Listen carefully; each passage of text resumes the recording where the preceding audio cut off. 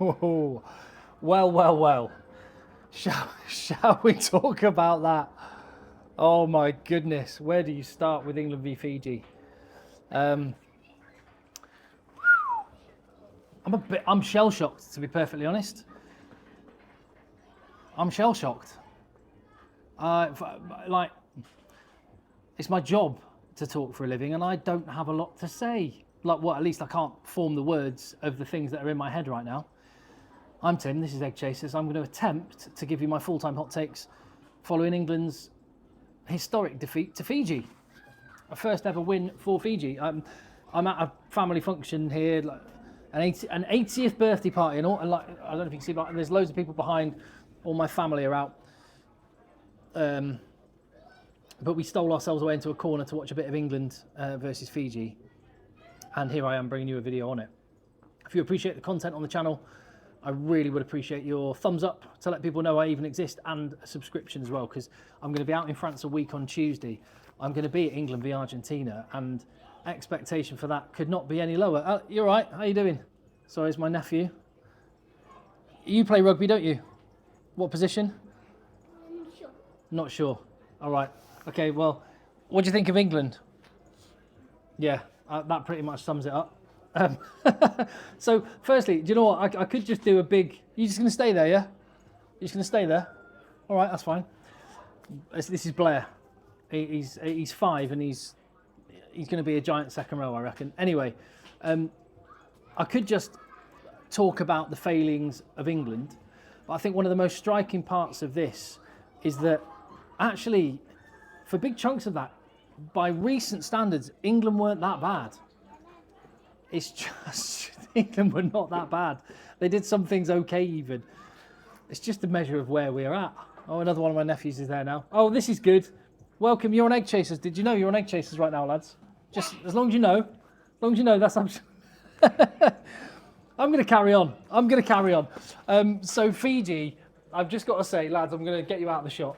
I've just got to say fair play. I'm actually weirdly pleased, because I talk about this on the podcast that I do, the Egg Chasers podcast, and one of the things I want to do, I want to arrive at a World Cup in maybe 8 years' time, 12 years' time, and legitimately have 10 or more teams that could actually win a World Cup. And if that's the aim that you want, then we need teams like Fiji to be given all the support that they can, and we need to do what we can to boost up tier 2 nations and get more people playing rugby in emerging nations. And this is an amazing moment for rugby, albeit it will mean nothing if Fiji don't go on and build on this and beat either Wales or Australia or both in the actual World Cup. 60 million people in England, 1 million people in Fiji. What they managed to do with the resources they have is phenomenal already, supplying players for other teams around the world. And it's not just that they can put a great 23-man squad out on the pitch, it's that they can play with an intensity and a fervour and an attitude and a spirit that inspires you when you watch. It connects you with the reason that you love playing rugby in the first place when you were a kid, when I was a kid, playing on a pitch just like this at Wilmslow Rugby Club.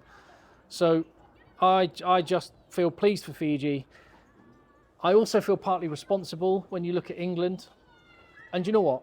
This is more about feelings right now. I'll do, much like I did with South Africa and New Zealand, I'll do a bit more of a dissection on the specifics of the actual game a bit later. Now's not the time for that. This is about feelings. And I think one of the feelings I have is that I take a little bit of responsibility, because I was calling for Eddie Jones's head at the end.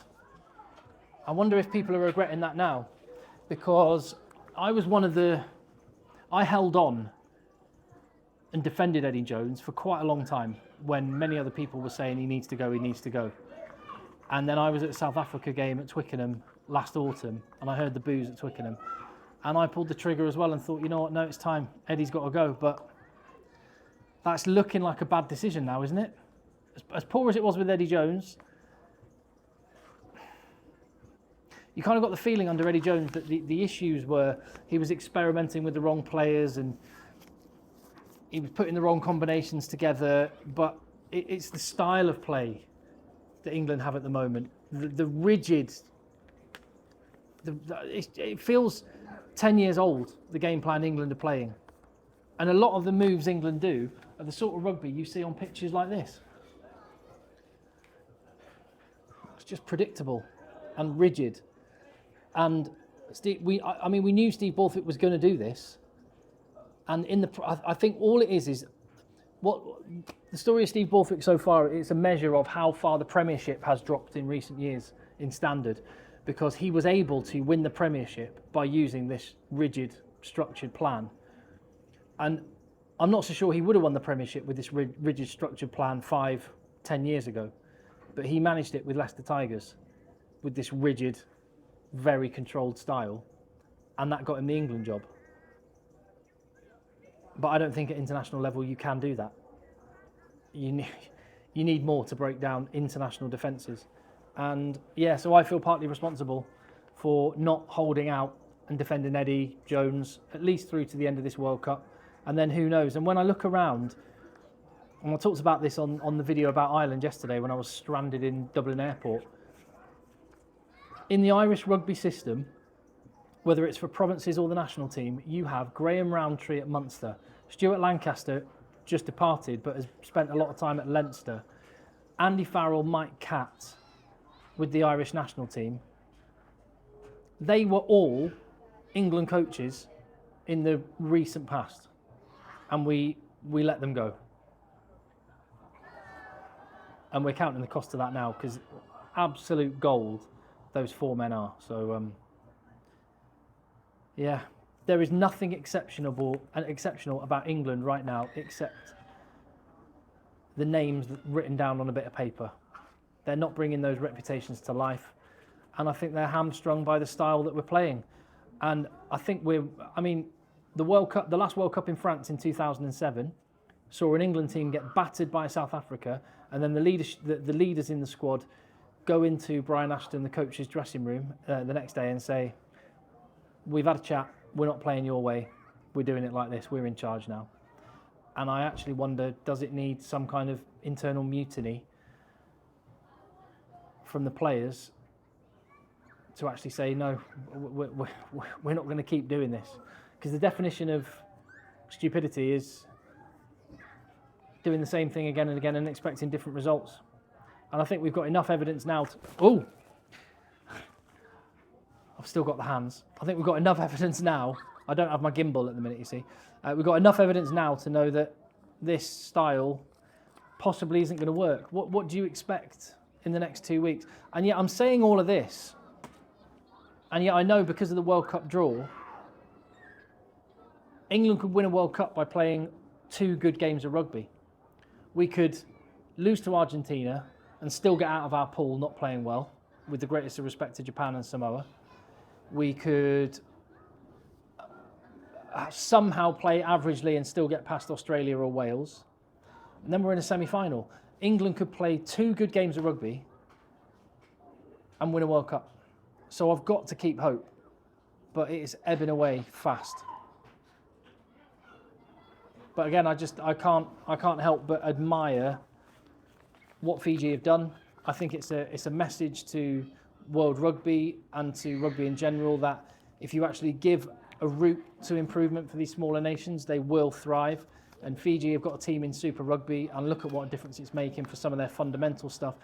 They've always had the outrageous sevens style play, but they had some real grit and intensity that deserved to take the day and take the win at England. And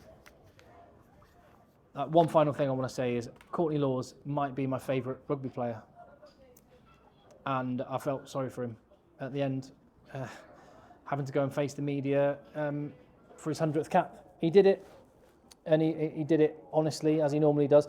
Steve Borthwick was a bit of a cliche machine in his interview, but then again, I don't know what I expected him to do after losing to Fiji. You'd love to be on a fly on the dressing room in the England hotel right now. There's going to be some pained looks on people's faces. They're heading out to France in a matter of days, and Argentina are waiting 2 weeks away. What can they do? Again, as I say, I haven't talked too much about substance of the actual game. That's because I've, been watching it whilst chatting to family and friends, and generally us all kind of shocked, taken aback at what was going on. And I think once we've had a bit of time to dissect and digest, we'll get back with some more specifics on exactly what we can do. In the meantime, leave your comments. Thank you for watching. Guess I'll see you on the next one.